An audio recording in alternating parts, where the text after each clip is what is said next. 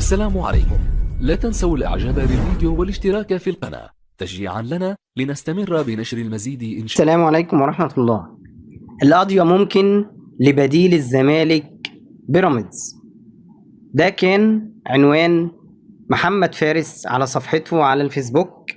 امنحوا قفشة لقب السير، رجعوا ألقاب البكوية والبشوية وادوها القفشة. القضية ممكن عملتها تاني مرة.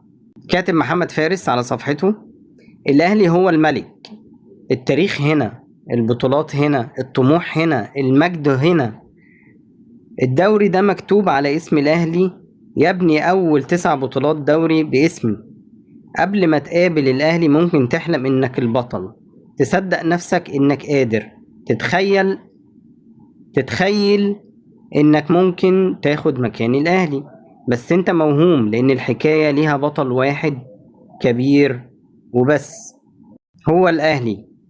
في مصر مش هتسأل مين بطل الدوري، لا انت بتسأل مين وصيف الأهلي بعد ما كان الزمالك بقى بيراميدز.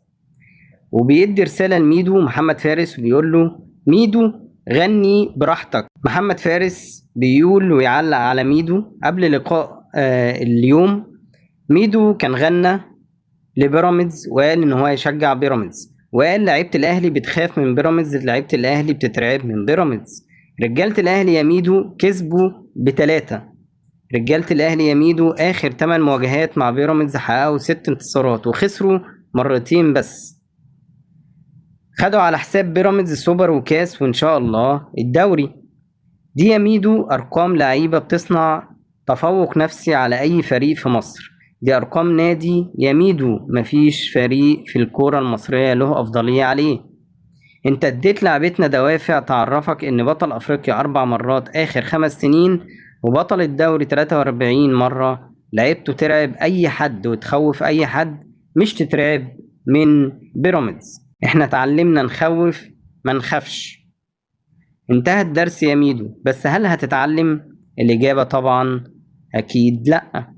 هتدور على فريق جديد تغني وتهتف باسمه، يمكن يحقق لك اللي انت ما قدرتش تحققه في فريقك الزمالك. بيقول محمد فارس وبيحكي عن وسام ابو علي، عامل زي حكايات البحث عن الكنز اللي بتفضل تدور عليه سنين وسنين لحد ما اخيرا تلاقيه. مهاجم يهد اي دفاع في الملعب، وصعب تراقبه، ثقة وشخصية، ولاعب عارف امكانيات نفسه. حتى ركلات الجزاء قال انه بيدخل فيها تحديات مع الحراس بتاعت فرقته. 14 مساهمة تهديفية في 12 ماتش في الدوري، واحدة من أفضل بدايات أي مهاجم أجنبي في تاريخ الأهلي. وسام لدينا فلا خوف علينا.